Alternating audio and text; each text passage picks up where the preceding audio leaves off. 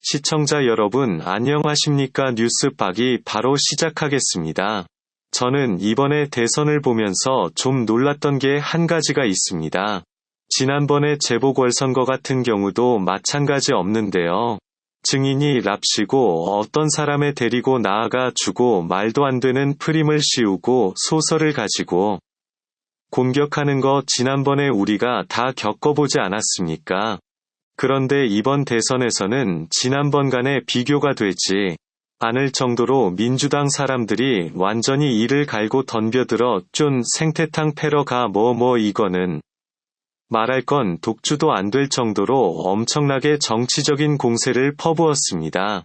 그럼 한번 생각해 보십시오. 지난번에 재보궐 선거도 그랬고 이번 대선도 그랬습니다.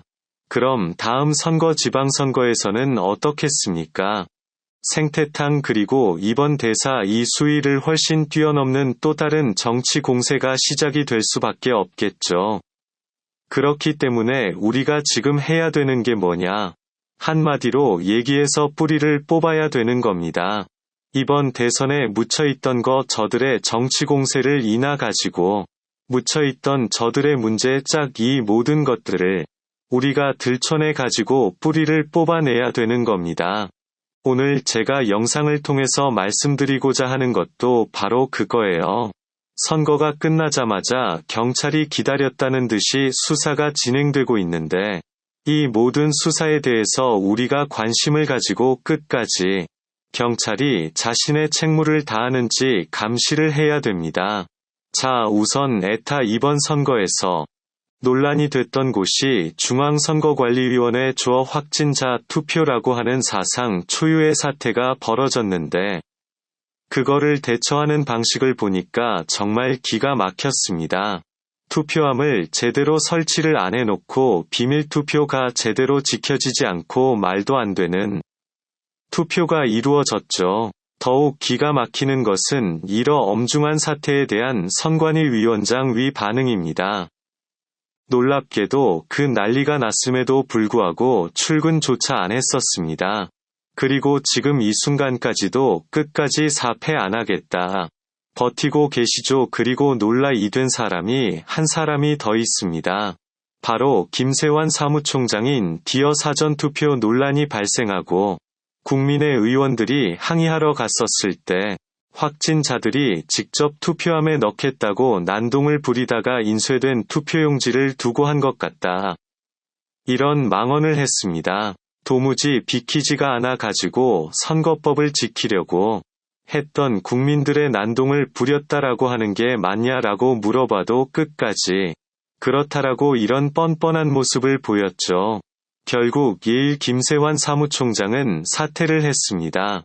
그런데 알고 봤더니 문제가 그것뿐만이 아니었죠. 김재한 사무총장의 아들이 강화군석에서 원래 탈그 공무원으로 근무하고 있었는데요. 어떻게 된 것인지 나중에 선관위로 이직을 합니다. 그리고 놀랍게도 6개월 만에 진급을 해요. 그립을 지난 2월 달에는 미국으로 출장을 갔던 4명 가운데 희한하게도 또 아들 여기에 포함이 됐습니다. 진급이 되거나 출장이 될 거야 이런 모든 것들을 두고 선관위 내부적으로 어떤 반응이 나오냐. 한마디로 얘기해서 왕자님이 오셨다는 거죠. 아직까지는 윤석열 당선인의 선거일기 가지고 구체적으로 어떻게 기억하겠다라고 하는 얘기가 안 나고 있습니다. 저는 이번 키위 선관위를 완벽하게 기억해야 된다고 생각합니다. 사람들이 검찰 기억해야 된다 이런 일을 하는데 검찰은 대부분의 사람들에게 그렇게 중요한 존재가 아니에요. 진짜로 기억해야 되고 진짜로 중요한 곳에 다른 데가 아니라 선관위입니다. 도정이 시가 끝까지 버틴다라고 할지라도 당연히 저거에 대해서 책임을 지셔야 되고 그리고 책임을 져야 되는 사람이 한 사람이 더 있죠. 바로 김혜경 씨입니다. 여러분도 잘 아시는 것처럼 김혜경 씨는 자기를 둘러싼 문제에 대해서 선거가 끝난다 라고 할지라도 제기될 의혹에 대해서 끝까지 책임지겠다 이렇게 밝혔습니다. 김혜경 씨가 끝까지 책임져야 되는 문제가 굉장히 많은데 그 중에 한 가지가 바로 버카 사용에 대한 얘기죠. 눈에 띄는 기사 한 가지가 있죠. 김혜경 씨 말고 일반 시민은 법인카드를 함부로 사용했다가 실형 선고까지 됐습니다. 그런데 하필이면 저런 식의 판결이 언제 나왔냐. 한창 대선이 진행이 되고 있던 와중에 저런 식의 판결이 나왔습니다. 저것이야말로 법원이 이미 개인이 법인카드를 함부로 쓰는 것에 대해서 굉장히 중히 보고 있다는 걸 보여주는 거죠. 경찰도와 마찬가지로 선거가 끝나자마자 바로 이렇게 적극적인 모습을 보여주고 있습니다. 자, 그리고 김혜경 씨를 둘러선 두 번째 문제가 바로 이건데요. 저 사건과 연관이 되어 있는 사람이 이태영 변호사입니다. 김혜경 씨와 이태원 변호사 두 사람과 관련되어 가지고 꽤 이전에서 이미 법적 조치를 취한 적이 있죠. 그게 바로 이젠 후보의 변호사비 대납 의혹입니다. 어마어마한 변호인단을 꾸렸음에도 불구하고 어떻게 된 것인지 다른 사람에 비해 가지고 이제 모 후보가 말도 안 되는 변호사비가 나왔던 것이죠. 질문이 드는 거겠죠. 이제 모 호와 같이 그렇게나 호화스러운 변호인단을 꾸린다라고 한다면 못해도 엄청난 돈이 될 것 같은데 어떻게 해가지고 이지모 후보는 3억이라고 하는 적은 돈을 가지고 그렇게나 많은 변호인단은 꾸릴 수가 있었던 것일까? 사실상 누가 보든지 간에 대가성 네모를 생각할 수밖에 없는 것인데 그런 변호인단 중에 한 명으로 지목했던 사람이 다른 사람이 아니라 이태원 변호사입니다. 그리고 이태원 변호사 본인 스스로가 뭐라고 얘기를 했었냐. 이렇게 말할 거야. 아예 그 행사 그 안에 이제는 호버 빼주는 조건으로 25 들었다고 했잖아요. 라는 질문에 대해서 이태원 변호사가 뭐라고 합니까? 내내 알고 있던 것처럼 잘 그 내용을 알고 있는 것처럼 내내 이렇게 답변합니다. 저거 한 가지만 놓고 보더라도 이제 뭐 호흡을 변화사비가 산업에 덜었다.